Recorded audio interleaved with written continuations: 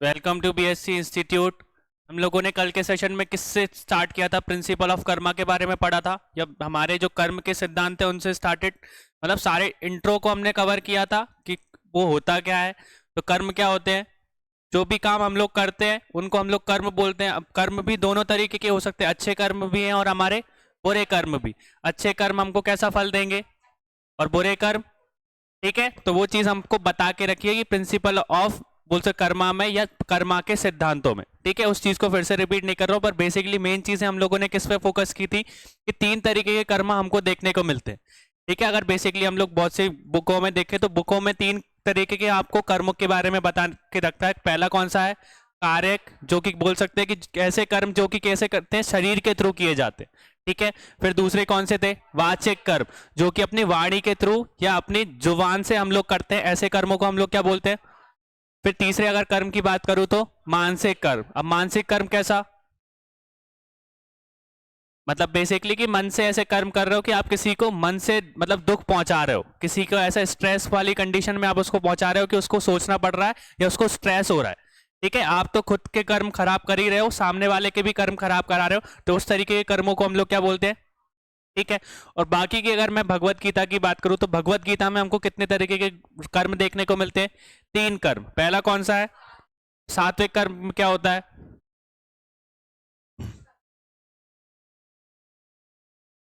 Example?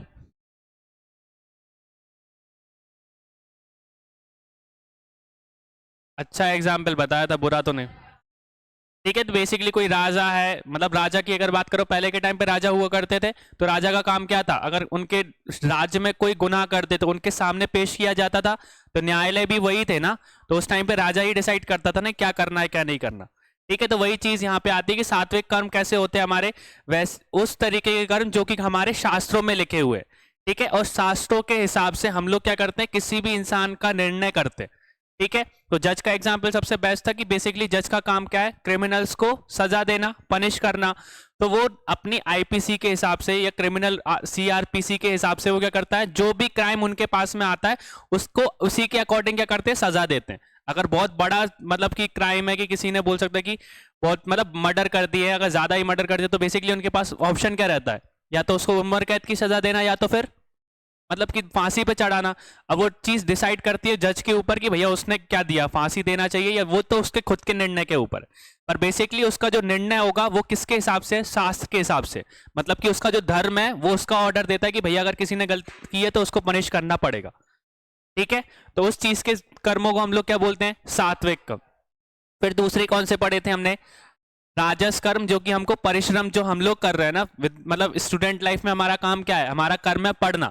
हम परिश्रम के थ्रू कोई भी अगर आप ये काम करें तो आपको परिश्रम के साथ हार्ड वर्क से पढ़ना पड़ेगा। ऐसा नहीं कि एक दिन पढ़ लिया, दो दिन छोड़ दिया, फिर तीसरे दिन फिर से आ गए। ऐसा नहीं करना, हम लोगों को रेगुलरली पढ़ना है और हार्ड वर्क करना पड़ेगा। एक दिन में 10-10 घंटे आपको पढ़ना ही पड़ेगा, जब जाके आपको कोई फल मिलेगा। ठीक है, तो उस तरीके के जो कर्म होते हैं उन कर्मों को हम लोग क्या बोलते हैं?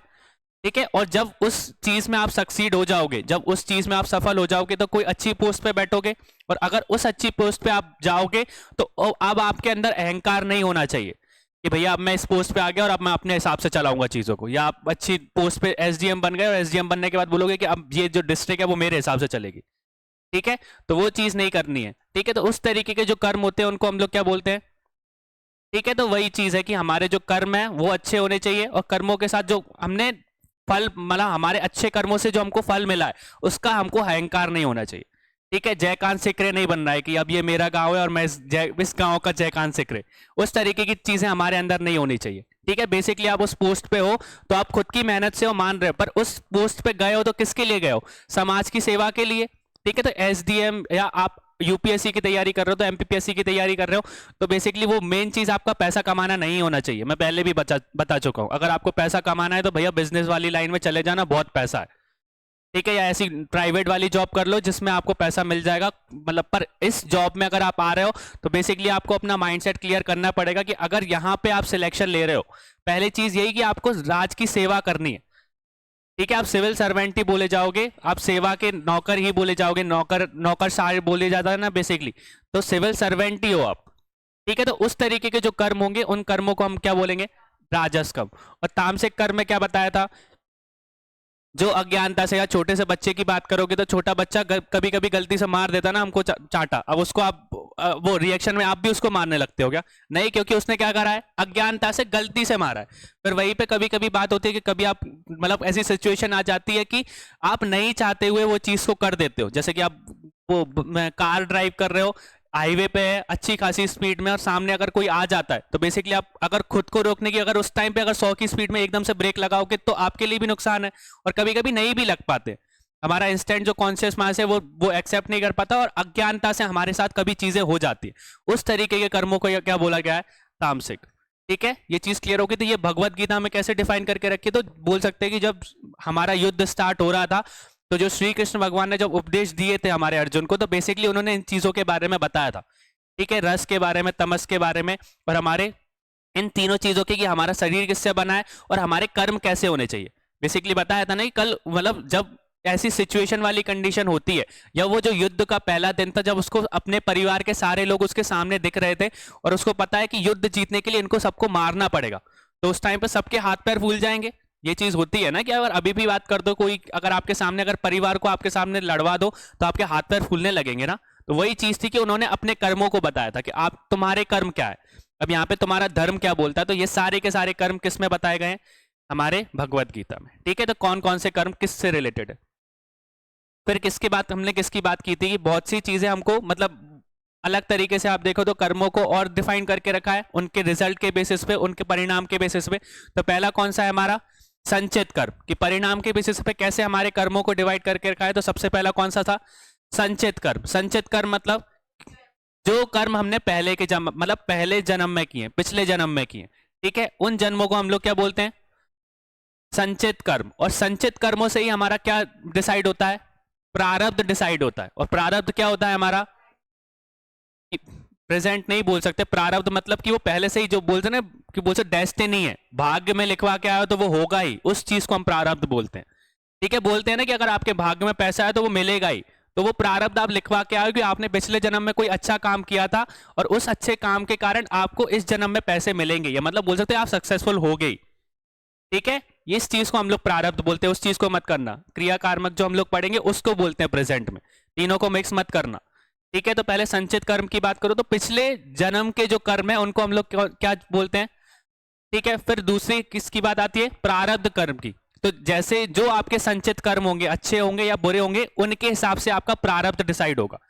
ठीक है, कि आने वाले जीवन में आपका प्रारब्ध कैसा होने वाला है। आप बचपन से बोल सकते हो गरीब परिवार में पैदा होगे या अमीर परिवार में पैदा होगे, आपका जीवन सुखमय मतलब अच्छा होगा, या बोल सकते हैं कि परेशानियों से घिरा रहेगा। देखा है ना बहुत से कि लोगों की लाइफ में सबसे ज्यादा प्रॉब्लम रहती है। सबसे ज्यादा अगर आप एग्जाम्पल देखो तो जेठालाल की लाइफ, उसकी लाइफ में हमेशा ही कोई ना कोई प्रॉब्लम आती है। ठीक है, तो उसने बोल सकते हैं पिछले जन्म में बेकार काम किए होंगे, या बोल सकते हैं उसके मरते हुए कर्म अच्छे नहीं होंगे। ठीक है, तो वो चीज हमको देखने को मिलती है उस सीरियल में, कि रोज कोई ना कोई, हर एपिसोड में कोई ना कोई परेशानी आई जाती है उस आदमी के पास में।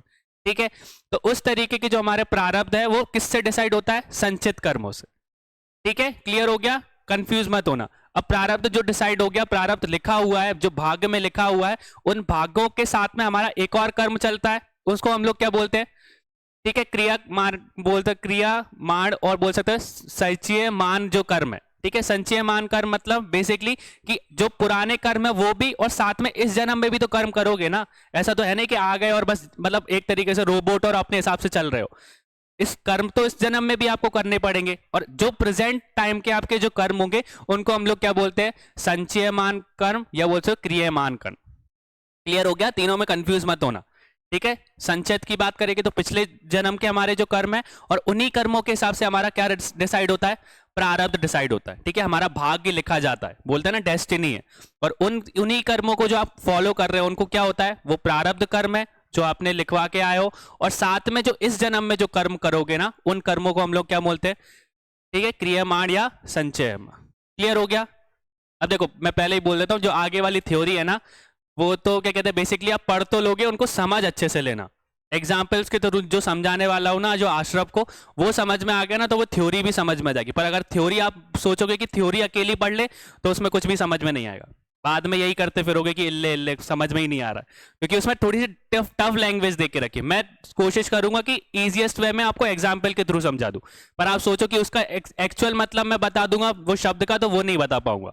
मैं पहले ही क्लियर कर देता हूँ, ठीक है, क्योंकि उसमें बहुत ज्यादा वो डीप में हिंदी दे के रखी है, तो जितना मेरा हो सकता है मैं उतनी कोशिश करूंगा, पर एक एक लाइन या एक एक शब्द का मतलब नहीं बता पाऊंगा मैं, ठीक है, पहले ही क्लियर कर रहा हूं इस चीज को। अब देखो यहाँ पे हमने सबसे पहले मेन चीज की थी कि main facts of the theory of कर्म क्या है, या कर्म के सिद्धांत के मुख्य तत्व क्या है। तो ये चीज हमने देख ली थी कि मतलब हमारे महाभारत में बोल सकते हो, उपनिषद में, वेद में, गीता में, सब में कर्म के बारे में समझा के रखा है, ठीक है।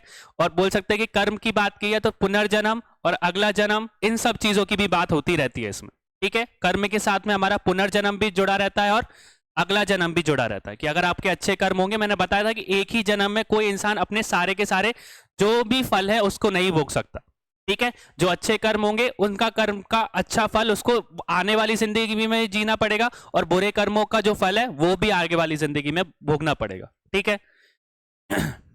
नेक्स्ट देखो, फिर बेसिकली हमने किसकी बात की थी, एलिमेंट्स ऑफ कर्मास की, कि एलिमेंट अब यहां से बेसिकली क्वेश्चन वो एमपीपीएससी यहां से क्वेश्चन बनवा सकती है, ठीक है, क्योंकि बेसिकली यहां से इंपॉर्टेंट टॉपिक्स रिलेट होते हैं और कुछ कॉन्सेप्चुअल चीजें हैं जो समझ लेना भैया। अगर आपसे कोई पूछे तो वो एग्जाम्पल अगर आपको याद रह गया ना, तो उस चीज को आप समझा दोगे बहुत अच्छे से, ठीक है, खुद को भी समझ में आ जाएगा। पर थ्योरी पे इतना ज्यादा ध्यान मत देना, पर बेसिकली थ्योरीज को पढ़ो और थ्योरी के साथ में आपके एग्जाम्पल जरूर याद होने चाहिए। मैं पहले से ही बोल रहा हूं, इसलिए ध्यान से सुनना, लिखना बाद में घर जाके लिख लेना भले उसको, ठीक है।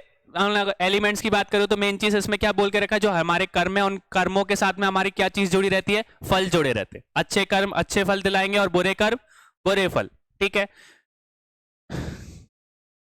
तो मेन चीज हमको क्या स्टार्ट करनी है अभी से, आश्रम, ठीक है, कि बेसिकली आश्रम होते क्या है। अब देखो यहां से पढ़ो उसको,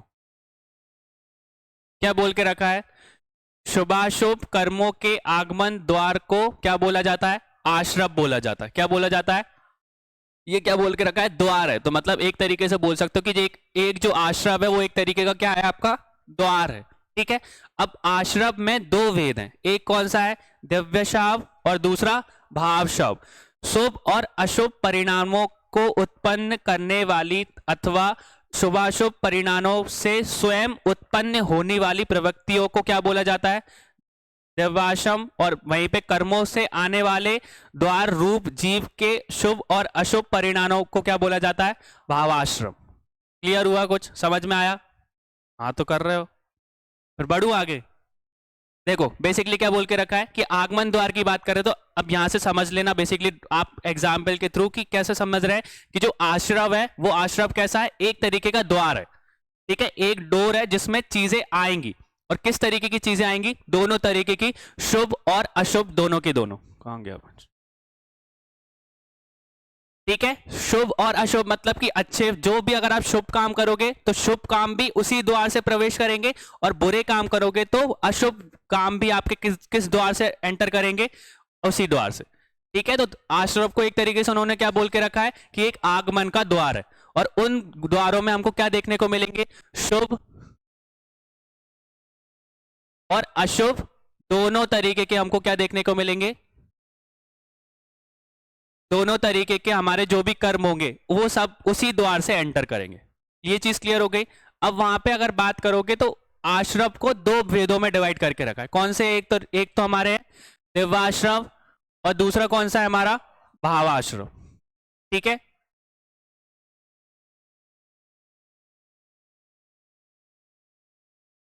ठीक है, अब यहां पे देखो इसको, अब आश्रम भी कितने तरीके की बता के रखे, दो तरीके की, एक है कौन सा, दिव्याश्रम, और दूसरा, अब देखो एक अच्छा सा एग्जांपल देता हूं, कल भी बताया था कि कोई भी इंसान अगर आश्रम की बात कर रहे हैं, अशुभ और शुभ दोनों चीज उससे जुड़ी हुई है। अब कोई इंसान अगर आप रास्ते पे जा रहे हो, कोई ने अगर आपको अब्यूज कर दिया, अगर गाली दे दी, ठीक है, तो वो चीज अशुभ और शुभ में दोनों में मतलब बोल सकते हैं कि आ जाएगी। कैसे आएगी कि आप उस गाली को किस तरीके से ले रहे हो। अगर आपका दिमाग खराब है या बेसिकली आप थोड़े से एग्रेसिव टाइप के आदमी हो, और अगर किसी ने आपको एक गाली दी तो बेसिकली आप उसको 5 दोगे, तो वो आपने उसने इंसान ने तो गाली दी, आपने अपने कर्म भी खराब कर लिए ना, तो उनको हम शुभ बोलेंगे या अशुभ बोलेंगे, अशुभ बोलेंगे, ठीक है। फिर वहीं पे चीजों को आपने पहले गाली को ले लिया, बेसिकली आपने सोचा उस चीज को, सोचने के बाद आप अपना रिएक्शन भी तो दोगे कि आपका रिएक्शन क्या होगा। बहुत से अगर संत महात्मा होंगे, अगर आप उनको गाली दोगे तो वो आपको रिपीट करेंगे क्या? नहीं करेंगे। बेसिकली वो सुन लेंगे और वो हंस के चले जाएंगे वहां से। पर वहीं पे कोई नॉर्मल इंसान होगा तो वो नॉर्मल इंसान क्या करेगा? एक गाली की 5 गाली देगा। ठीक है, तो वही चीज को किस में बता के रखा है? दिव्य आश्रम में और भाव आश्रम में। दिव्य आश्रम मतलब कि कोई भी इंसान अगर जब आपके साथ कोई गलत करता है या कोई भी गलत अशुभ काम करता है, तो वो आपके ऊपर डिपेंड करता है कि आप उसको कैसे देख रहे हो। वो देखने वाली चीज को हम लोग क्या बोलते हैं? दिव्य आश्रम। ठीक है, और उस चीज को देखने के बाद आपका कैसा रिएक्शन होता है, उस चीज को हम लोग क्या बोलेंगे? भाव आश्रम। क्लियर हो गया? अगर कोई इंसान आपके साथ गलत काम कर रहा है, गलत कर्म कर रहा है, तो अगर आपने भी उसका साथ दिया या उसने किसी इंसान ने आपको अब्यूज करा और आपने भी उसके साथ उसको अब्यूज कर दिया, तो आपके कर्म कैसे हो जाएंगे? अशुभ कर्म हो जाएंगे। ठीक है, कई इंसान ने अगर आपको अब्यूज किया, गाली दी, पर आप उसको सुनकर आगे चले गए, तो आपके कर्म कैसे रहे? शुभ ही रहे। ठीक है, आप इंसान के साथ बुरे नहीं हुए, बेसिकली आपने उसको सुन लिया, उसके कर्म खराब हुए, आपके नहीं हुए। ये चीज क्लियर हो गई शुभ और अशुभ का। तो आश्रम जो है एक तरीके का द्वार है, और उन द्वार से दोनों तरीके की चीजें एंटर करती है, शुभ चीजें भी और अशुभ चीजें भी। ठीक है, अगर शुभ चीजें एंटर करेंगी तो आपका जो आने वाला फल है वो कैसा होगा? अच्छे कर्म होंगे। और अशुभ कर्म अगर आपके उस वो द्वार से एंटर करेंगे तो आने वाला फल कैसा होगा? प्रॉब्लमेटिक होगा, या बोल सकते हैं कि बेकार फल आपको मिलेगा। क्लियर हो गया? ये चीज समझ में आ गया? दवाश्रम और भावाश्रम का मतलब, दवाश्रम मतलब कि आप कैसे उस चीज को देख रहे हो। अगर कोई आपके साथ गलत कर रहा है तो आप बदले में उसके साथ क्या कर रहे हो। ठीक है, जिस चीज को आप समझने की कोशिश कर रहे हो, जो आप महसूस कर रहे हो, उसको हम लोग बोलेंगे दवाश्रम। और महसूस करने के बाद जो इंस्टेंट आपका रिएक्शन होगा कि अगर इसने मेरे साथ गलत किया है तो अब मैं भी इसके साथ मैं बदला लूंगा और मैं भी इसके साथ गलत करूंगा। ठीक है, तो उस तरीके का जो रिएक्शन होगा उसको हम लोग क्या बोलेंगे? भावाश्रम। क्लियर हो गया ये चीज? ठीक है, फिर इसके बाद शुभ और अशुभ परिणामों का उत्पन्न करने वाली तथा शुभाशुभ परिणामों से स्वयं उत्पन्न होने वाली प्रवृत्तियों को हम लोग क्या बोलते हैं? चीज क्लियर हो गई? वही चीज मैंने समझाई। फिर इसके बाद कर्मों के आने के द्वार रूप जीव के शुभ और अशुभ परिणामों का को क्या बोला जाता है? क्लियर हो गया ये चीज? ठीक है, तो एग्जाम्पल्स के थ्रू ही अच्छे से याद रखना। ठीक है, तो फिर एक बार इंग्लिश में हम लोग देख लेते हैं क्या बोल के रखा है। The entry gate of auspicious and inauspicious deeds is called ashram. There are 2 type of ashram, दिव्य आश्रम और भाव ashram. The entities that gives rise to auspicious and inauspicious results arise from auspicious or inauspicious results themselves are called Divya आश्रम, and the auspicious and inauspicious result of the organism which are the doors for the entry of karmas are called भावाश्रम। ठीक है, तो आप examples के through अच्छे से याद रखना कि बेसिकली कोई भी शुभ और अशुभ परिणाम जो भी होंगे, जो उत्पन्न होंगे, उनको बोल सकते उत्पन्न करने वाली शुभाशुभ परिणामों को हम लोग क्या बोलेंगे? दिव्याश्रम। ठीक है, और उन परिणामों से आने वाले जो कर्म होंगे, उन कर्म से आने वाले जो शुभ और अशुभ चीजें होंगी, परिणाम होंगे, उनको हम लोग क्या बोलेंगे? ठीक है, कोई भी चीज है, कोई भी चीज का आपका रिएक्शन होता है ना, पर रिएक्शन से पहले एक चीज आपके अंदर थॉट भी तो रहता है। ठीक है, बोला जाता है कि अगर आपको गुस्सा आ रहा है, बेसिकली गुस्सा कंट्रोल करने का बेस्ट वे क्या बोला जाता है? कि उस टाइम पे, उस इंस्टेंट पे आप लोग शांत हो जाओ बस। बेसिकली कोई अगर आपके साथ गुस्सा कर रहा है तो उस टाइम पे आप बस उसको सहन कर लो और 5 मिनट का वेट लेके वहां से चले जाओ। पर अगर आपने उसी गुस्से, अगर किसी ने गुस्सा किया और आपने अपना गुस्सा दिखाया, तो बात बढ़ेगी कि नहीं बढ़ेगी? वही होगी ना। तो वही चीज यहाँ पे दिव्य आश्रम में बता के रखा है कि जो शुभ कर्म है, कोई भले आपके साथ अशुभ कर रहा है, आप मत उसके साथ में करो। आप उस टाइम को झेलो, मतलब उस टाइम को शांत रहो और आगे बढ़ जाओ।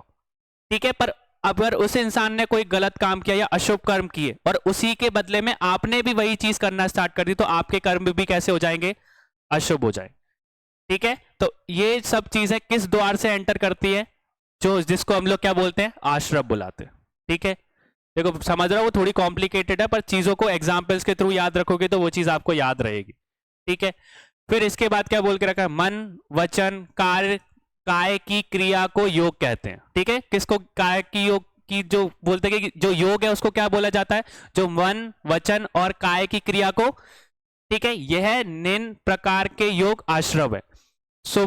शुभ योग पूर्ण कर्म तथा अशुभ पाप कर्म का आश्रम है। मतलब दोनों चीजें इससे जुड़ी हुई है, शुभ भी और अशुभ भी। काश के सहित जीव के संस्पायक आश्रव और कंसे रहित में ईशा पद आश्रव होते हैं। इसको एक बार रीड कर लेना, ठीक है, कि योग आश्रव क्या होता है।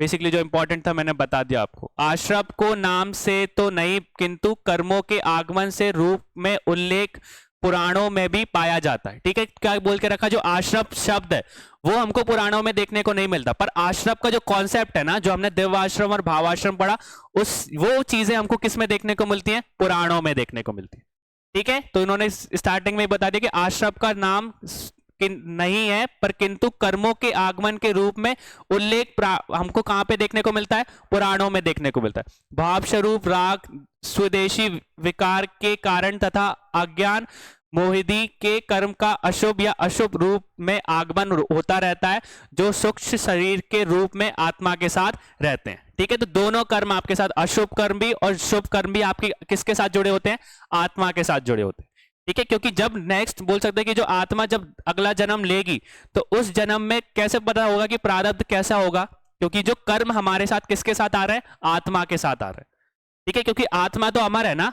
अब इस जीवन में अब आप कैसे कर्म करोगे, वो सारे के सारे कर्म किसके साथ जुड़े होंगे, आत्मा के साथ जुड़े होंगे। आत्मा को मोक्ष की प्राप्ति कब होगी, जब आपके शुभ और अशुभ कर्म कैसे हो जाएंगे, कंप्लीट हो जाएंगे, ठीक है। जो साइकिल है वो कंप्लीट हो जाएगी जब आत्मा के साथ कोई भी कर्म नहीं जुड़ा होगा, तो उस आत्मा को किसकी प्राप्ति हो जाएगी, मोक्ष की प्राप्ति हो जाएगी।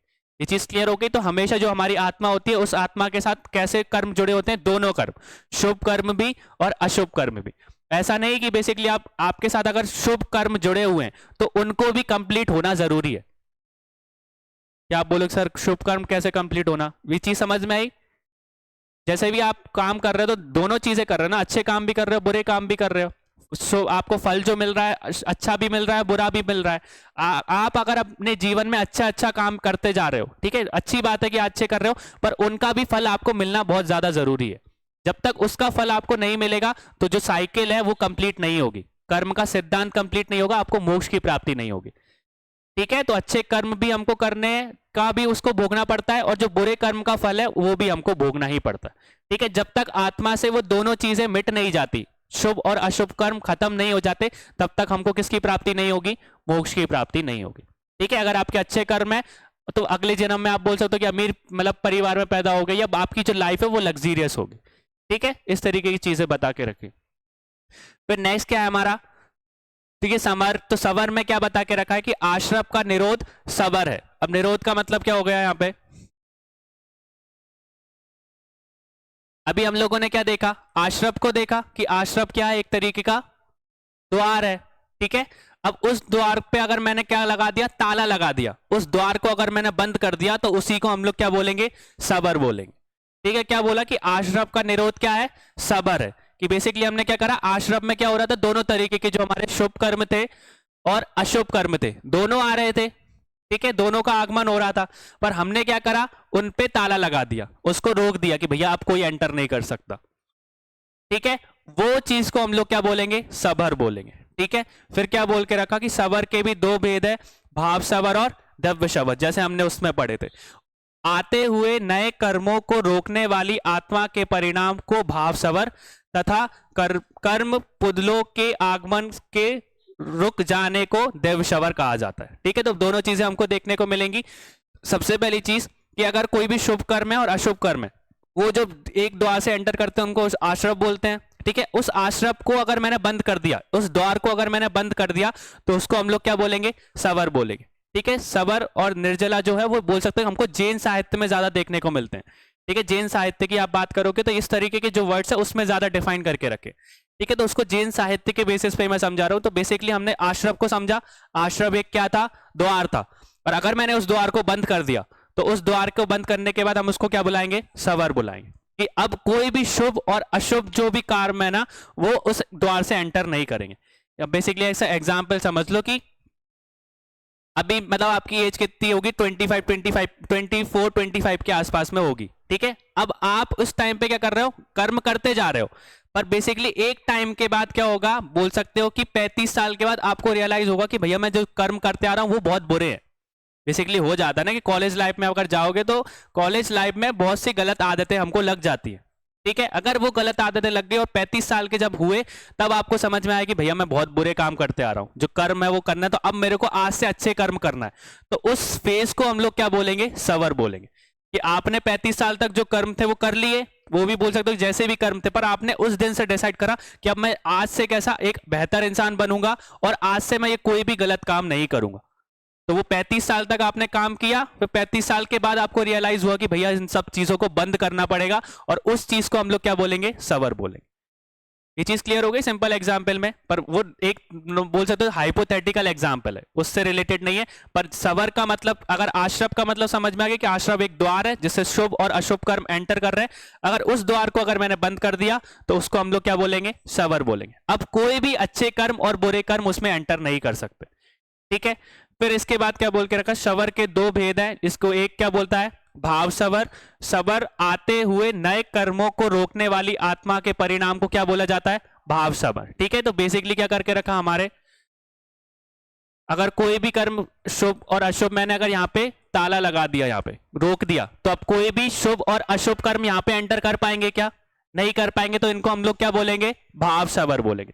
फिर और क्या बोला इसके बाद, तथा कर्म पुदलों के आगमन को रोके जाने वाले को हम लोग क्या बोलेंगे, दिव्य शबर बोलेंगे। ठीक है, बेसिकली अगर कोई बोल सकते हैं पहले के कर्म पुदलों, मतलब बोल सकते हो कि कर्म पुदलों की जो हमने, ऐसा तो नहीं कि अभी आपने शुभ और अशुभ कर्म को तो रोक दिया, पर पहले आपने कोई कर्म तो करे होंगे ना, पहले के शुभ और अशुभ कर्म तो पहले से आपके साथ चल रहे हैं ना, वो सारे के सारे कर्मों को हमने यहाँ पे रोक दिया, तो उन चीज को हम लोग क्या बोलेंगे, दिव्य शबर बोलेंगे। ठीक है, कुछ तो अंदर बैठे होंगे ना, अभी तो आपने द्वार बंद कर दिया। अगर जैसे बेसिकली पार्टी चल रही, तो पार्टी में अगर आपने 7 बजे का टाइम दे दिया, तो 7 बजे तक जितने लोगों ने एंटर कर लिया उन्होंने कर लिया, बाकी के तो बाहर ही रह गए ना। तो जो लोग अंदर बैठे हैं उनके लिए भी तो आपको बोल सकते हो कि अरेंजमेंट करनी पड़ेगी। तो वही चीज है कि यहाँ पे आश्रम में आप बोल सकते हो, सावर में आपने रोक तो दिया, पर रोकने के बाद कुछ जो कर्म होंगे वो आपके पास पहले से डिसाइडेड है ना, जो आपने पहले के कर्म किए होंगे। 35 साल तक तो आपने रोक दिया कि भैया आप कोई भी गलत काम नहीं करूंगा, पर 35 साल से पहले आपने बुरे काम किए हैं ना, उनका फल तो भोगना पड़ेगा ना, तो उस चीज को हम लोग क्या बोलेंगे, दिव्याश्रम। ठीक है, तो इस चीज को एक बार पढ़ लेना। क्या बता के रखा कि नए कर्मों को रोकने वाली आत्मा के परिणाम को हम लोग क्या बोलते हैं, भाव सवर बोलते हैं, और कर्म पुदलों के आगमन के रुक जाने को क्या बोला जाता है। ठीक है, क्योंकि जब तक अगर आप अपने कोई शुभ और अशुभ काम नहीं करोगे तो आपके जो कर्म वो फल है वो डिसाइड नहीं होगा ना, तो उस चीज को हम लोगों ने किस में पढ़ा है, दिव्याश्रम। नेक्स्ट देखो, अर्थात जिन कारणों से आश्रम होता है उन कारणों को दूर दूर कर देने से जो कर्मों का आना बंद हो जाता है उसे कहा क्या जाता है, सवर कहा जाता है। सिंपल लैंग्वेज में समझ में आ गया। क्या बोला उन्होंने कि अर्थात जिन कारणों से आश्रम होता है, ठीक है, शुभ और अशुभ कर्मों के कारण ही आश्रम होता है, और अगर उन कारणों को हम क्या कर दे, दूर कर दे, तो उनसे जो कर्म होंगे, जो कर्म आना बंद हो जाएंगे उसको हम लोग क्या बोलेंगे, आश्रम बोलेंगे। ठीक है, सॉरी सवर बोलेंगे। फिर ये तीन, इन सब चीजों का अगर बोलोगे तो मैंने बताया था जैन साहित्य में देखने को मिलता है। अब ये सब चीजें ऐसा नहीं कि बेसिकली एक द्वार है आपने द्वार को बंद कर दिया बहुत ज्यादा आसान है, ऐसा नहीं है। इसका प्रॉपर प्रोसीजर होता है।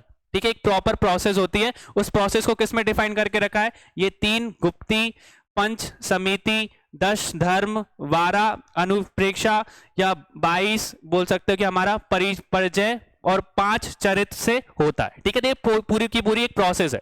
बेसिकली एक द्वार बताया ना कि द्वार कैसे बंद करोगे, उस द्वार को बंद करने का प्रोसेस क्या है, ये पूरी की पूरी चीजें। ये चीज क्लियर हो गई, इस चीज को एक बार देख लेना। समझ में आया यहां तक कि आश्रम क्या है, एक तरीके का द्वार है, उस द्वार से जो भी चीजें हमने अगर बंद कर दिया ना, उनको कर्मों को आना रोक दिया, तो उसी को हम लोग क्या बोलते हैं, सवर बोलते हैं। दोनों में बोल सकते हो, भाव और दिव्य दोनों में जुड़ा रहता है। फिर किसकी बात कर रहे हैं, पुराणों में आश्रम के समान नहीं सावर का भी निमाश उल्लेख ना होकर कर्मों का आगमन रोकने के रूप में वर्णन इस प्रकार है, जो अपनी आसक्ति का परित्याग कर देता है वह आवश्यक कर्म करते हुए भी कर्मशील नहीं होते, अर्थात संयम, इंद्रियां और आदि द्वारा आने वाली नवीन कर्म उनमें प्रवेश नहीं कर सकते। ठीक है, तो इन द पुराना जस्ट लाइक द आश्रम सवर is also not mentioned by name but described in the form of stopping the arrival of karma. Those who give up their attachment do not get inducted in the karma even while doing the necessary karma. Through restraint control of senses the new deeds come are difficult to enter into them. ठीक है, basically क्या चीज बता के रखी कि जो आश्रव है, आश्रव का मतलब समझ में जो शब्द है वो हमको पुराण में देखने को नहीं मिलता, वैसे जो शवर जो शब्द है वो भी हमको कहां पे देखने को नहीं मिलता। और इन द्वारों को रोकने का हमारे बेसिकली कि उनको कैसे द्वारों को रोका जा सकता है, जब आप क्या कर सको, अपनी कॉन्शियस माइंड को कंट्रोल कर सको। कॉन्शियस माइंड को कंट्रोल मतलब कि इंद्रियां आपके मतलब वश में होनी चाहिए। जैसे कि जो गौतम बुद्ध है, जब उन्होंने बोल सकते कि आत्मज्ञान प्राप्त किया था तो उनके सारे चक्रास खुल गए थे, उनको इंद्रियां बोल सकते एक सिद्धि प्राप्त हुई थी। जब इंसान की वो सिद्धि प्राप्त हो जाती है ना, तो बोल सकते हो कि कोई भी इंसान के जो कर्म है और अशुभ कर्म है वो एंटर करना बंद कर देते हैं। ठीक है, बेसिकली अब यहां पे देखो गौतम बुद्ध क्या बताते हैं कि जो हमारे आत्मज्ञान के थ्रू ही उनको मोक्ष की प्राप्ति हुई थी। मोक्ष की बात होती है ना, मोक्ष इंसान को कब मिलेगा, जब उसके शुभ और अशुभ कर्म उसके बॉडी मतलब उसकी आत्मा में एंटर करना बंद कर देंगे। ठीक है, वो चीज समझ में आ रही है कि बेसिकली उन्होंने क्या बताया था कि आत्मज्ञान के बाद उनको मोक्ष की प्राप्ति हुई। तो कैसे हुई, जब उनको आत्मज्ञान हुआ तो उनने सारी की सारी इंद्रियां उनके वश में थी। जब इंद्रियां उनके वश में है तो बेसिकली जो शुभ काम है या अशुभ काम है अब एंटर करेंगे ही नहीं। और अगर एंटर करेंगे ही नहीं तो वो जो कर्म का फल है वो आत्मा से नहीं जुड़ेगा। और आत्मा अगर बिल्कुल साफ होगी, शुद्ध होगी, तो किसकी प्राप्ति हो जाएगी, मोक्ष की प्राप्ति हो जाएगी। ये चीज क्लियर हो गई, समझ में आया। तो मोक्ष किस तरीके से रिलेटेड है, तो मोक्ष की बेसिक चीज है कि जो आत्मा है वो आपकी शुद्ध होनी चाहिए। शुद्ध मतलब कि ना ही कोई अच्छे कर्म ना ही कोई बुरे कर्म आपकी आत्मा से जुड़े होने चाहिए। आत्मा जब तक शुद्ध नहीं होगी तब तक आपको किसकी प्राप्ति नहीं होगी, मोक्ष की प्राप्ति नहीं होगी। ये चीज क्लियर हो गई। कोई भी इंसान सबर जब भी बोल सकता है कि जब भी उसकी लाइफ में हो सकता है, मतलब शुभ और अशुभ कर्मों को एंटर करने से जब भी रोक सकता है जब उसके अंदर क्या हो, वो बेसिकली बोल सकता है कि उसके अंदर की जो इंद्रियां हैं वो एक्टिव हो जाए। ठीक है, उसको क्या प्राप्त हो जाए, सिद्धि प्राप्त हो जाए। ठीक है, जो मुनि है, ऋषि मुनि है, बेसिकली उनको सिद्धि प्राप्त होती है। उनको वो सब ये सब रोक सकते हैं कि कैसे जो शुभ कर्म है और अशुभ कर्म है उनको कैसे रोका जा सकता है। ये चीज क्लियर हो गई। तो बस बेसिकली इतना याद रखना कि सवर है वो आश्रव है, वो एक द्वार है। ठीक है, उसमें दोनों तरीके के जो कर्म है वो एंटर करते हैं। अगर उन वो जो आपके कर्म है उनको रोकना है तो उसको उस रोकने वाली चीज को क्या बोला जाता है, सवर बोला जाता है। ठीक है, फिर क्या बोल के रखा, निर्जला। अगर निर्जरा की बात करो तो निर्जरा आत्मा के साथ निर और जिर की तरह आपस में मिले हुए कर्म पदों का एकादेश श्रेय होने का निर्जला कहा जाता है। बेसिकली क्या बता के रखा, अभी कर्म पुदलों की बात की थी मैंने, किसकी बात की थी, कर्म पुदलों की। मतलब बेसिकली अभी अगर आपने आज मतलब सवर को इस्तेमाल किया है तो सवर में बेसिकली आपने जो अब आने वाले जो कर्म और वो शुभ और अशुभ कर्म है ना, उनको तो आने से रोक दिया, पर पहले के जो कर्म होंगे वो भी तो आपने किए ना। 35 साल तक आपने जो कर्म किए, 35 साल तक आपने जो कर्म किए उनको भी तो भोगना पड़ेगा ना। तो उन सबको हम लोग क्या बोले, कर्म पुदलो बोलते हैं। ठीक है, कर्म पुदल क्या होती है, जो हमारे पहले के, अभी तो आपने रोक लिया पर पहले भी तो आपने कुछ कर्म किए हैं ना, उन सब चीजों को हम लोग क्या बोलेंगे। ठीक है, फिर आत्मा के साथ निर्जिर की तरह आपस में मिले हुए कर्म पुतलों को का एकादेश क्षय होने को निर्जरा बोला जाता है। कि जो पिछले कर्म है उन पिछले कर्मों को भी तो आपको मतलब सेटल आउट करना पड़ेगा। जब तक पिछले कर्म आपके सेटल आउट नहीं होंगे, जब तक क्या होगा, आत्मा शुद्ध होगी क्या, नहीं होगी। तो वही चीज हमको बता के रखा है कि आत्म प्रदेशों के कर्मों का एकादेश अर्थात होना दिव्य निर्जला और दिव्य निर्जला से जनक तथा दिव्य निर्जला जय आत्मा के शुद्ध परिणाम का भाव निर्जला कहा जाता है। ठीक है, तो इसमें भी वही दोनों चीजें कि दिव्य निर्जला है और दूसरी कौन सी हमारी भाव निर्जला है। कैसे बोल के रखा है कि जो आपके आत्म प्रदेशों के कर्मों का जो एकादेश है उसको हम लोग क्या बोलते हैं, दिव्य निर्जला। और दिव्य निर्जला की जो जनक या बोल सकते हैं कि जो जन्म आत्मा के अगर शुद्धि की बात करो तो उसको क्या बोल के रखा है, भाव निर्जला। देखो बेसिकली अभी बताया ना कि आत्मा की शुद्धि की बात हो रही है, तो आत्मा अगर शुद्ध नहीं है तो आपको मोक्ष की प्राप्ति होगी क्या। तो वही चीज उन्होंने बोला है कि जो हमारे कर्म है उनका जो एकादेश है वो किसमें है, हमारी आत्मा के साथ जुड़ा हुआ है, तो उसको हम लोग उन्होंने क्या बोला है, देव निर्जला बोला है। और जब वो जो आपकी आत्मा के साथ जो कर्म जुड़े हुए हैं अगर उनको आपने शुद्ध कर दिया तो उसको क्या बोल के रखा है, भाव निर्जला बोल के रखा है। ठीक है, नेक्स्ट देखो, निर्जला के दो भेद है, समापाक निर्जला। ठीक है, तो समापाक निर्जला और दूसरा कौन सा है हमारा, दूसरा किधर बता, पहले ही इसमें बता के रखा है। तो पहला क्या है हमारा, दो तरीके के वेद हैं, तो दो तरीके की बात करोगे तो सबसे पहला कौन सा है, समापक, सभी सबीपक निर्जला, ठीक है। सबीपक में क्या बोल कर रहे हैं, फल देकर स्थिति पूर्ण हो जाने पर आत्मा के कर्म तथा होने वाले सबापिक निर्जला कहलाते हैं। बेसिकली क्या बोल कर there are two type of निर्जला, separation of karma from the soul after the situation is fulfilled by giving result is called सबीपक निर्जला। सबीपक बेसिकली कि अगर देखो अभी तक हम लोगों ने बात करी कि हमारी जो आत्मा है उसको शुद्ध बनाना है, उसमें जो कर्म है और जो बोल सकते हैं कि जो अशुभ और अशुभ कर्म है उनको क्या करना पड़ेगा, सेटल आउट करना पड़ेगा, कि उनका जो फल है उनको आपको भोगना पड़ेगा। तो उसको हम लोगों ने क्या बोल के रखा है, समापक निर्जला।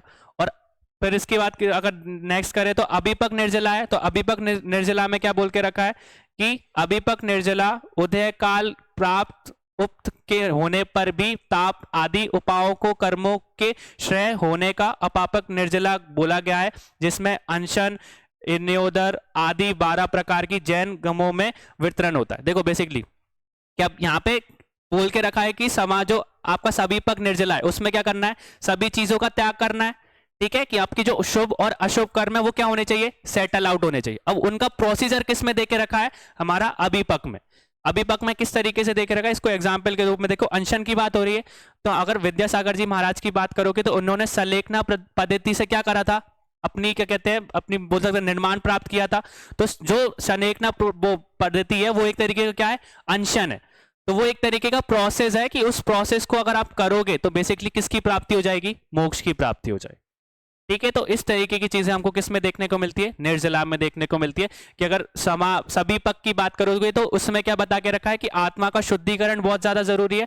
और उस शुद्धिकरण कैसे होगा, इस चीज का वितरण किस में देखने को मिलता है, अभिपाक निर्जला में, ठीक है। फिर इसके बाद क्या आता है हमारा, अब मोक्ष के बाद कोई बताने की जरूरत है क्या, मोक्ष मतलब बेसिकली क्या बोल के रखा है कि जो हमारे 4 पुरुषार्थ है, 4 पुरुषार्थों में से अगर तीनों पुरुषार्थ को अगर हम कंप्लीट कर लेते हैं, ठीक है, अगर उनको अच्छे से फॉलो करते तो अपने आप किसकी प्राप्ति हो जाएगी, ठीक है। तो क्या बोल के रखा है यहाँ पे, 4 पुरुषार्थों में से अंतिम तथा परम पुरुषार्थ मोक्ष को प्राप्त करने के हेतुओं का निरादेश लगभग सभी कर्मवादी दर्शनों में दृष्टि गोचार होता है। कि बेसिकली अगर बात करो तो हर धर्म किसके बारे में बात करता है, मोक्ष के बारे में। बस बेसिकली 4 वाक्य का अगर हम छोड़ दे तो बाकी के सारे जो धर्म है वो मोक्ष के बारे में तो बात करते ही है, ठीक है। जो बोल सकते हैं कि सभी कर्म सिद्धांत को तो मानते हैं और कर्म सिद्धांत के बाद में किसको मानते हैं, मोक्ष को भी मानते हैं, ठीक है। अगर बौद्ध धर्म की बात करो तो बौद्ध धर्म आत्मा में विश्वास नहीं करते पर मोक्ष में जरूर करते हैं, ठीक है। ये चीज हमने देखी, गौतम बुद्ध आत्मा मतलब बोल सकते हैं कि आत्मा में विश्वास नहीं करते थे पर मोक्ष में जरूर करते थे। तो मोक्ष का वितरण जो है वो हमको हर दृष्टिकोण में, मतलब जो जितने भी दार्शनिक लोग हैं उन सभी दार्शनिक लोगों की अपनी अपनी फिलॉसफी में मोक्ष का मतलब हमको देखने को मिल जाएगा। और हमने देखा है कि हमारे जो मोक्ष है वो 4 पुरुषार्थों में तो सबसे अंतिम है और इसकी प्राप्ति जब ही होगी जब हम पहले के जो 3 कर्म है उनको अच्छे से करेंगे।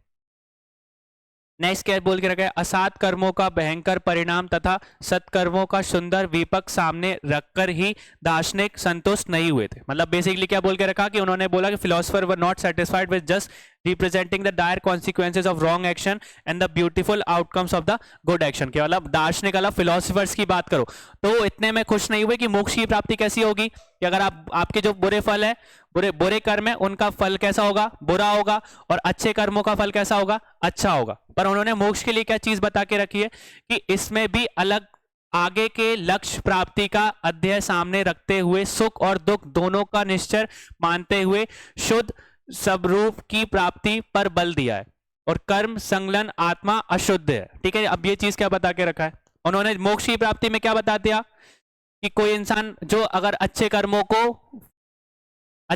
का अगर जो फल है वो अच्छा होगा और बुरे कर्मों का फल कैसा होगा, बुरा होगा, उस तक हमारी जो मोक्ष की चीज है उसको मतलब बोलते हैं सीमित नहीं रखा है। उन्होंने उसको आगे समझने की भी कोशिश की है। उन्होंने ये बोला है कि जो कर्म संश्लेषण जो आत्मा है वो कैसी है, अशुद्ध है। अभी मैंने बेसिकली बताई थी कि आत्मा कैसी है, अशुद्ध है। कब तक अशुद्ध है, जब तक उसमें अच्छे कर्म और बुरे कर्म क्या जुड़े हुए कर्म, वो बोल सकते हैं आत्मा की शुद्धि कब होगी, बेसिकली जो आपके कर्म है वो कैसे हो जाएंगे, मुक्त हो जाएंगे। कि अगर आपके अच्छे कर्म है तो उनका फल अगर अच्छा है तो आपको उसको भोगना पड़ेगा, अगर आपके बुरे कर्म है तो उनका फल क्या होगा, बुरा होगा, उसको आपको भोगना पड़ेगा, जब भी आपकी आत्मा की क्या होगी, शुद्धि होगी।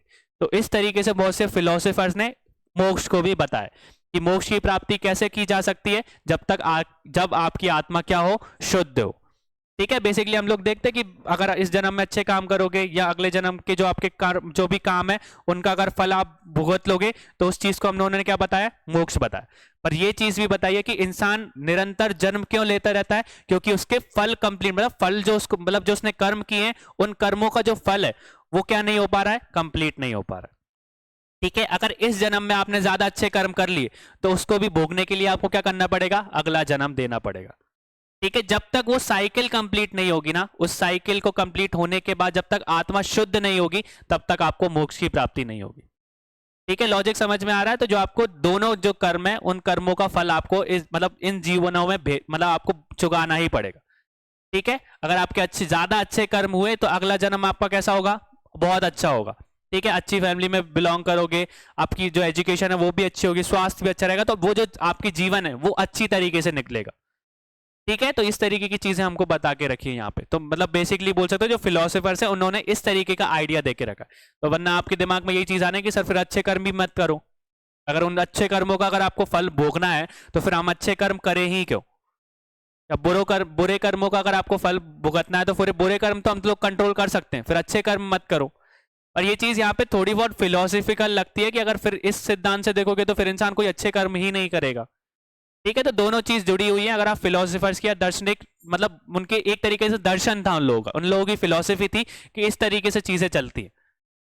ठीक है, आपको जो लॉजिकल लगे उस हिसाब से उस चीजों को पढ़ना। ठीक है, ये थ्योरेटिकल चीजें हैं, कई चीजें अच्छी भी लगती है कभी बुरी भी लगती है, पर हमारी आजकल की अगर कलयुग की बात करोगे तो कलयुग किस पे विश्वास रखती है, कर्म के सिद्धांतों पे, कि अगर आपके अच्छे कर्म हुए तो आपको अच्छा फल मिलेगा और ज्यादा मतलब इंतजार करने की जरूरत नहीं है, इसी जन्म में आपको उसका फल मिल जाएगा।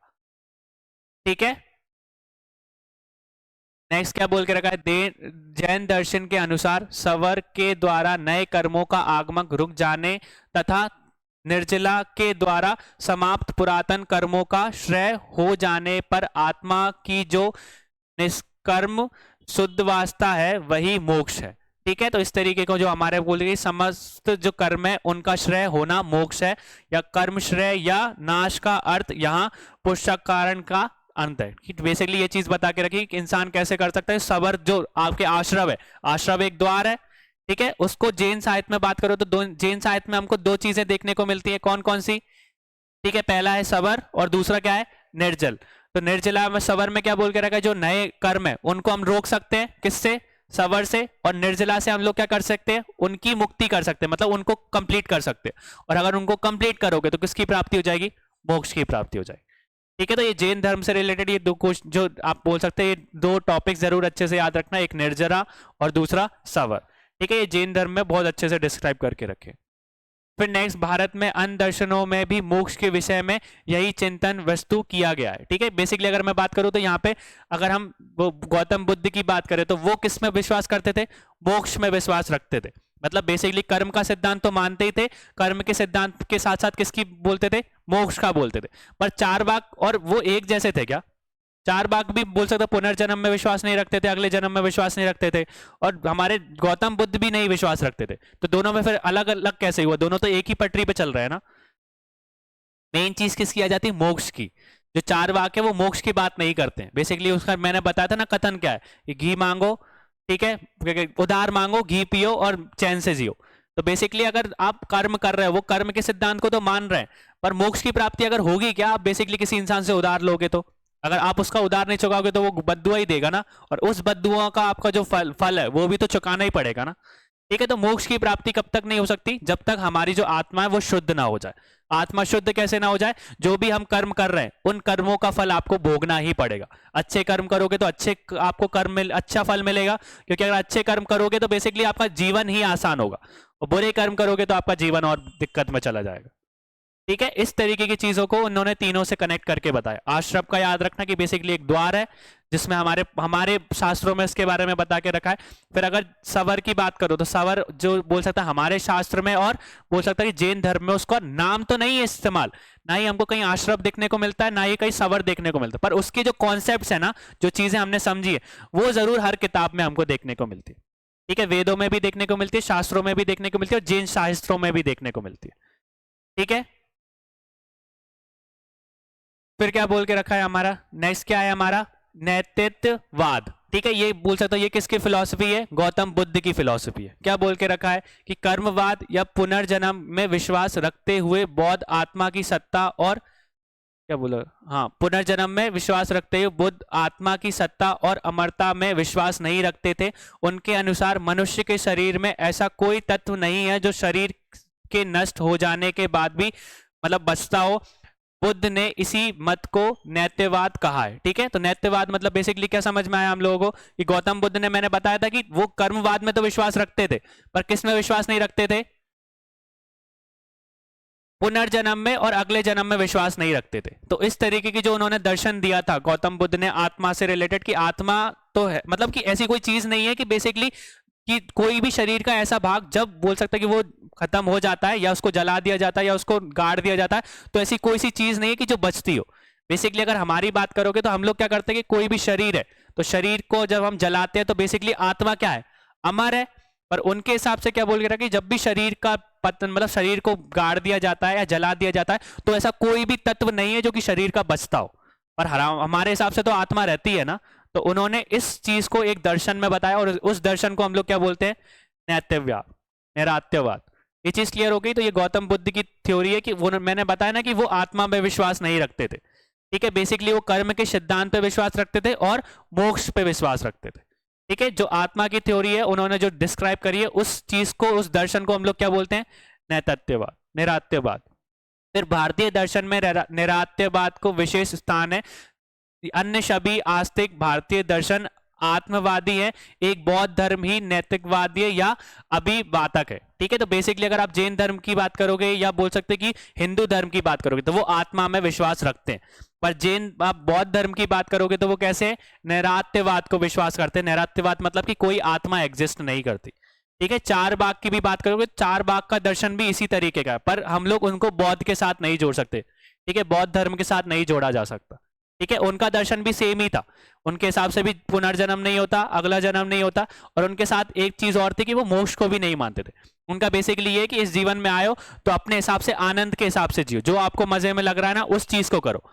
पर उन्होंने ये चीज नहीं बताई कि कौन सी चीज आपको आनंद पहुंचा रही है तो किसी और को हर्ट भी तो कर सकती है। ठीक है, बेसिकली यही चीज बता के रखी कि आपके लिए तो आपके लिए तो वो मजा है, पर किसी के लिए मतलब बोल सकते हो कि बेकार चीज हुई, तो किसी को आप दुख पहुंचा रहे हो अपने मजे के चक्कर में, तो ये चीज चार बाग ने नहीं समझाई थी। ठीक है, पर गौतम बुद्ध की बात करोगे तो उन्होंने अष्टांग जो मार्ग बताया था उसमें सारी चीजों को डिफाइन करके रखा है ना, बेसिकली कैसे इंसान को दुख होता है, उस दुख का निवारण क्या है, तो ये सारी चीजें हमको उसके गौतम बुद्ध की या बौद्ध धर्म में देखने को मिलती है। ठीक है, तो बाकी के धर्मों की बात करोगे तो वो सारे के सारे किसको मानते हैं, वो सब आत्मावादी हैं कि आत्मा को मानते हैं। पर अगर बौद्ध धर्म की बात करो तो वो कैसा है, नैरात्यवाद है या प्रतिवादक है, कि वो आत्मा को, कॉन्सेप्ट को नहीं मानता। फिर बौद्ध दार्शनिक संप्रदायों में अन्य कई एक विषय को लेकर मतभेद है। नैरात्यवाद और सभी एकमत है, इसलिए ये सभी अपने ढंग से हेतु युक्त उदाहरणों द्वारा इस सिद्धांत का प्रतिपादक करते हैं। ठीक है, हमने बताया था कि बौद्ध धर्म में अलग अलग संप्रदाय हैं। ठीक है, 3 संप्रदाय बताए थे, पर तीनों संप्रदायों की बात करो तो मैंने बताया था हीनयान और महायान में क्या अंतर है, बेसिक डिफरेंस क्या है हीनयान और महायान में, मूर्ति पूजा का। कि हीनयान या तेरावाड़ा की बात करोगे तो वो मूर्ति पूजा नहीं करते, पर महायान क्या करते हैं, मूर्ति की पूजा करते हैं। तो उसी तरीके के ये संप्रदाय में मतभेद तो हैं, पर आखिरी की बात करो तो वो भी किसको मानते हैं, ठीक है, नैरात्यवाद को मानते हैं कि आत्मा एग्जिस्ट नहीं करती। ठीक है, वैसे ही अगर आप वज्रयान की बात करोगे तो वज्रयान भी कोई आत्मा में विश्वास नहीं करती। वो तांत्रिक विद्या क्यों करते हैं, कि मोक्ष की प्राप्ति कर सके। बेसिकली अगर गौतम बुद्ध की बात करोगे तो गौतम बुद्ध को बोलते आत्मज्ञान के लिए बहुत समय लग गया था। ठीक है, और उनको ऐसा कोई, अगर कोई इंसान तपस्या करने के लिए बैठेगा तो ऐसा कोई रिजल्ट नहीं मिलता। पर अगर वज्रयान के, अगर तांत्रिक विद्या के थ्रू अगर आप आत्मज्ञान डेवलप करने की कोशिश करोगे तो आपको कोई ना कोई क्या चीज देखने को मिल जाएगी, कुछ चमत्कार देखने को मिल जाएगा, या कुछ ऐसी प्रोसेस देखने को मिल जाएगी जिससे आपको समझ में आएगा कि हाँ अब मैं उस मार्ग पे हूं और एक मार्ग के बाद मुझे आत्मज्ञान मिल जाएगा। ठीक है, रिजल्ट नहीं दिखेंगे। ठीक है, इस तरीके की चीजें होती है कि अलग अलग जो संप्रदाय थे वो संप्रदायों में मतभेद है, कोई मूर्ति पूजा मानता है, कोई नहीं मानता। बोधिसत्व में हम लोग और अच्छे से पढ़ेंगे। पर आखिरी में उनका जो निराकर्ष था, मतलब आखिरी एक सॉल्यूशन पे वो आते हैं कि निरात्यवाद है, कोई आत्मा एग्जिस्ट नहीं करती। उस कॉन्सेप्ट को वो तीनों के तीनों संप्रदाय मानते हैं। ठीक है। तो नैरात्यवाद की बात करो तो ये जो कॉन्सेप्ट है वो हमको क्या देखने को मिलता है, नैरात्यवाद की बात करो तो ये ऐसा कॉन्सेप्ट है जो कि हमको तीनों संप्रदाय में देखने को मिलता है। और ये किस धर्म से रिलेटेड है, बौद्ध धर्म से, इतना याद रखना। क्लियर हो गया ये चीज क्लियर हो गई सबको, ठीक है। तो यही चीज हमने क्या समझी यहाँ पे कि आज के सेशन में हम लोगों ने आश्रम के बारे में समझा कि आश्रम क्या होता है। तो आश्रम शुभ और अशुभ कर्मों का एक द्वार होता है, ठीक है, जो कि हमको शास्त्रों में देखने को मिले। उसका शब्द आश्रम कहीं भी डिफाइंड नहीं है, ना आश्रम देखने को मिलता है ना सावर देखने को मिलता है, पर हमको उनसे जो जुड़ी हुई कॉन्सेप्ट्स है वो जरूर पुराणों में देखने को मिलती है, पहली चीज। फिर इसके बाद आश्रम के बाद क्या पढ़ा हमने, सावर में बेसिकली हमने देखा कि जो हमारे शुभ और अशुभ कर्म है उनको हम लोग क्या कर सकते हैं, रोक सकते हैं, ठीक है। तो जैसे बेसिकली बाद में आपको समझ, जैसा कि मान के चलो कि आप 24 साल के और अभी से प्रिपरेशन कर रहे हो, 30 साल के हो गए और 30 साल में आपका कोई सिलेक्शन नहीं हुआ, तो उस चीज के बाद आपको समझ में आएगा कि नहीं भैया मैं 6 साल से पढ़ ही नहीं पा रहा हूं, मन तो है मेरा पढ़ने का पर आप 100% नहीं दे पा रहे हो। फिर आप उस टाइम पे आपने 30 साल में आपने एक्चुअल में पढ़ना स्टार्ट करा, एक्चुअल में चीजें आपको क्लियर हुई, जब आपका 32 साल में इलेक्शन वो सिलेक्शन हो जाएगा तो बेसिकली फिर आपको चीजें समझ में आएगी कि आपने कितनी चीजें छोड़ दी थी, ठीक है। तो वो 30 साल के बाद आपकी मतलब बोल सकते लाइफ में चेंज आया ना। अब आपने बोला कि जो गलत काम मैंने पहले किए थे वो गलत काम नहीं करूंगा, तो एक द्वार से आपने रोक दिया ना चीजों को, ठीक है। अब आपने समझ लिया कि क्या चीज नहीं करनी है और क्या चीज करनी है। तो जो आपने द्वार बनाया, एक रेखा बनाई है कि इसके पार हमको ये चीजें नहीं करनी है, तो उसको हमने किस में समझा था, सवर में, ठीक है। तो जो द्वार था उस द्वार को हमने बंद कर दिया कि अब कोई भी मतलब शुभ काम और अशुभ काम उसमें एंटर नहीं करेंगे। और उनको करने का ऐसा सिंपल तरीका नहीं है कि एक द्वार है उसने आपको लॉक कर दिया, वैसा नहीं है। उसके लिए पूरा का पूरा प्रोसेस होती है, उस प्रोसेस को हमने किस में पढ़ा है, सवर में पढ़ा, ठीक है। फिर निर्जर में पढ़ा हमने, निर्जला में बेसिकली क्या चीज के बारे में बताया कि आप अपनी वो आत्मा को कैसे शुद्धि कर सकते हो। शुद्धिकरण किसके बारे में, किस में देखा हमने, निर्जला में, ठीक है। कि उसमें बता के भी रखा है कि आपकी जो आत्मा है उसको कैसे शुद्ध करना है, और उसकी जो प्रोसेस है वो किस में देखने को मिलती है, अभिपादक निर्जला में, ठीक है। समीवादक के बारे में देखा तो, और अभिपादक, तो अभिपादक में हमको सॉल्यूशन दे के रखा है। जैसा कि हमने देखा कि विद्यासागर जी महाराज ने सलेखना के थ्रू अपनी निर्माण प्राप्त किया था, तो जो सलेखना पद्धति है वो उनके लिए क्या है, एक तरीके से प्रोसेस है उस चीज को कंप्लीट करने की, क्योंकि जो शुभ काम और अशुभ काम उन्होंने करे हैं उसको क्या हो जाए, उनसे आत्मा की शुद्धि हो जाए, ठीक है। फिर इसके बाद हमने क्या देखा, मोक्ष के बारे में देखा कि मोक्ष क्या है। तो मैंने देखा कि हर धर्म में हम लोगों ने मोक्ष का अलग अलग मतलब देखा है, ठीक है। पर एट लास्ट बात करोगे तो सारे के सारे धर्म किसकी बात करते हैं, मोक्ष की बात करते ही, ठीक है। कोई भी धर्म हो,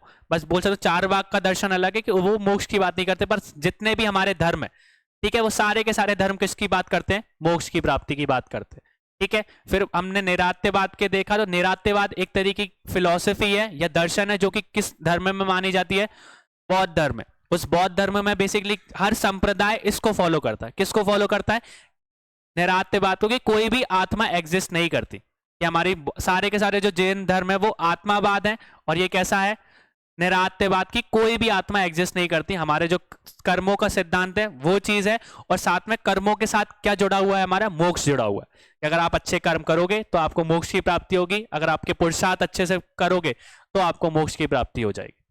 ये चीज क्लियर हो गई, समझ में आ गया प्रिंसिपल ऑफ कर्म। अब कल से हम लोग क्या करेंगे, हमारा नेक्स्ट टॉपिक जो है बोधिसत्व वो स्टार्ट करने वाले, ठीक है।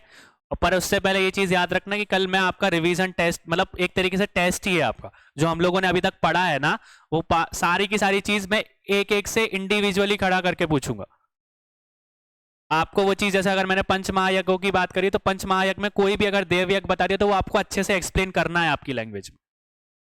तो ही मैं मंडे से बोल सकते हो कि आपका बोधिसत्व स्टार्ट करूंगा, ठीक है। तो अभी तक का जो रिवीजन है मैंने कल परसों आपको बोल दिया था, तो इसलिए मैं एक दिन नहीं बोल रहा हूँ, आपको 3 दिन दिए थे मैंने इस सब चीजों को रिवाइज करने के लिए। तो बेसिकली जो हमने पहले के जो मेन भारतवर्ष से हम लोग देखना, तो भारतवर्ष से अभी तक जितने टॉपिक्स हुए ना, मैं वो सारे के सारे पूछ सकता हूँ। फिर प्राचीन भारतीय ज्ञान परंपरा है तो वो एक दिन और बाद में कंप्लीट करेंगे। क्लियर हो गया,